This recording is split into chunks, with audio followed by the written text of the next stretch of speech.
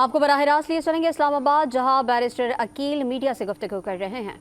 آپ نے کہا کہ جبر اور فسطائیت کی قوتیں عروج پہ ہیں۔ بالکل آپ کی فسطائیت زدہ سوچ اور آپ کا ریاست کے ساتھ جبر وہ کل کے جلسے میں عوام نے اور قوم نے دیکھا ہے۔ جس طرح آپ نے روڈ کی سائیڈ پہ پڑے ہوئے کنٹینرز کو گرا کے پھینکا ہے، وہ عوام نے دیکھا ہے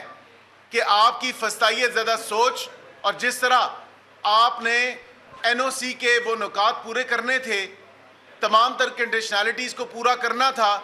آپ نے وہ ان کی شیئر وائلیشن کی ہے۔ آپ اپنے آپ کو ایک جمہوری جماعت کہتے ہیں، اس چیز کو جاننے کے باوجود اور جاننے کے باوجود کہ 7 بجے آپ کو جلسہ ختم کرنا ہے، کے پی سے آپ کا سی ایم جو ہے اتنا لیٹ چلتا ہے، اور جو روٹ طے کیا گیا ہے، جس روٹ کی ایگریمنٹ ہے آپ کی اور ریاست کے ساتھ اور ایڈمنسٹریشن کے ساتھ کہ بھئی آپ نے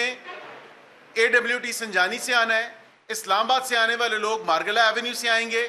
آپ کا جلسہ ہم نے آپ کو ایڈمنسٹریشن نے اجازت دی، لیکن اس کے باوجود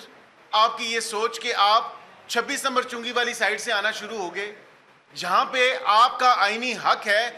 رائٹ ٹو پیسفل اسمبلی، اسی آئین میں حکومت کو اور ریاست کو بھی یہ آئینی حق ہے کہ امن و امان کی صورتحال کو قائم دائم رکھا جائے۔ اسی لیے آئے روز جو احتجاج ہو رہے تھے اس کے لیے قانون سازی بھی کی گئی۔ اب یہ نہیں ہو سکتا کہ آپ کہیں کہ ہمیں چاند پہ احتجاج کرنا ہے تو آپ کو چاند پہ احتجاج کرنے کی اجازت دی جائے۔ آپ کو ایک ایریا مختص ہو گیا ہے،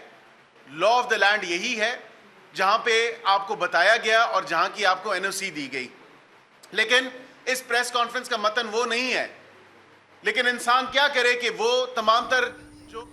اسلام آباد میں مشیر قانون انصاف بیرسٹر عقیل ملک میڈیا سے گفتگو کر رہے تھے۔